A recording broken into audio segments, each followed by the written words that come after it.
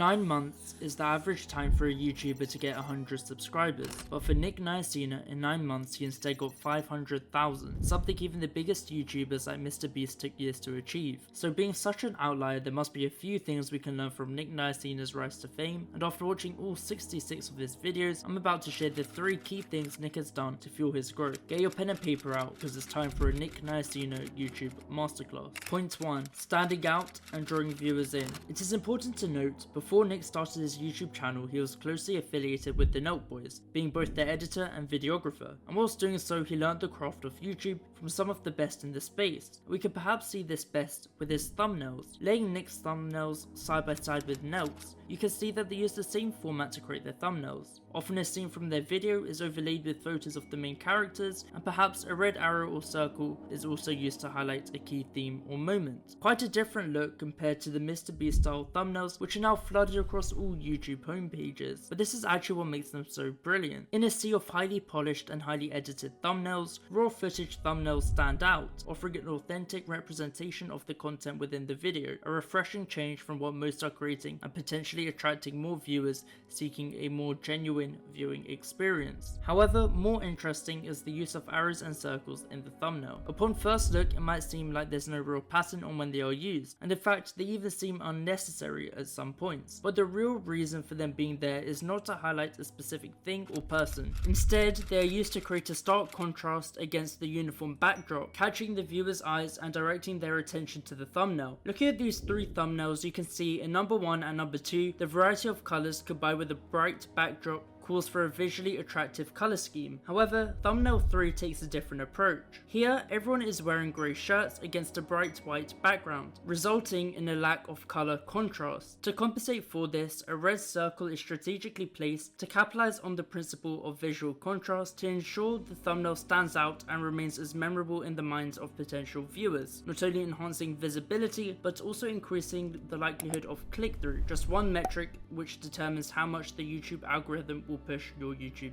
video. Point 2. The ethical clout chaser. While a clickable thumbnail may pique curiosity, it is often the title and the premise of the video that compel viewers to take that crucial next step and click through. And this is where the ethical clout chaser comes to play. When starting a YouTube channel, especially in a highly competitive niche such as vlogging, it is challenging to attract viewers, especially when there are already established creators who viewers know they will enjoy watching their content. Meanwhile, nobody knows your channel, but Nick found the perfect solution to this. He crafted his content so that they would always feature other YouTubers or celebrities, with his first and second YouTube videos featuring Katie Sigmund, and the third, the Trent twins. Even when there was no celebrity in his videos, he would focus his content on them, as seen with the video I snuck into the Ryan Garcia vs Tank Davis fight. By doing so, Nick could tap into the established audience of these influencers and gain exposure to a wider pool of viewers, in the hope that while some would come for the celebrity, some would also subscribe and stay for Nick. And he realised if he repeated this enough times, he would eventually gain an audience who were fans of him and not the celebrity. Now, I understand many of you watching will not have the contacts that Nick had when starting his channel to get creators with millions of followers to feature in your video, but neither did Eric, who perfectly utilised this strategy with his Logan Paul couch series. So if you want a video on that, make sure to subscribe. Point 3. Retention Master. Before we continue, if you want a free comprehensive review of your YouTube channel, subscribe to the Creator Insight email newsletter linked in the video description for weekly advice on how to propel your YouTube channel to millions of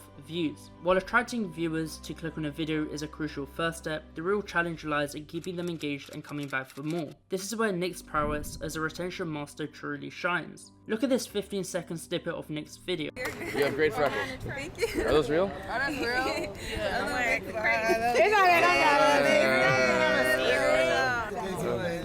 That guy flag, dead ball, unsportsmanlike conduct.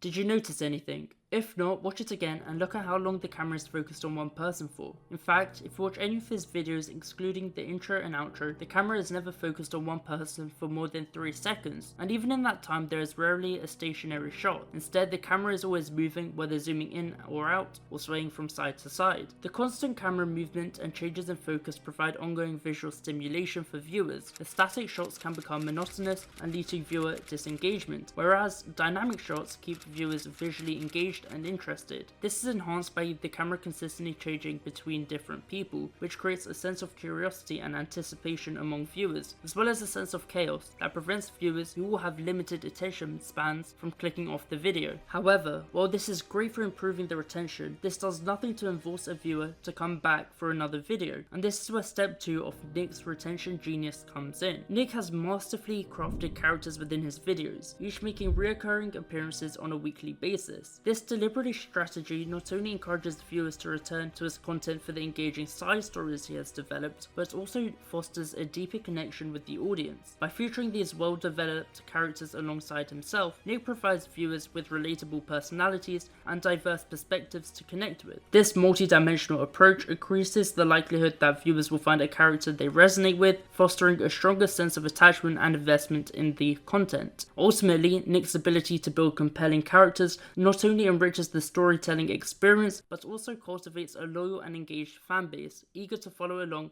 with their favorite personas week after week. So, this was the Nick Nayersina YouTube Masterclass. Comment who else you would like to feature in this series.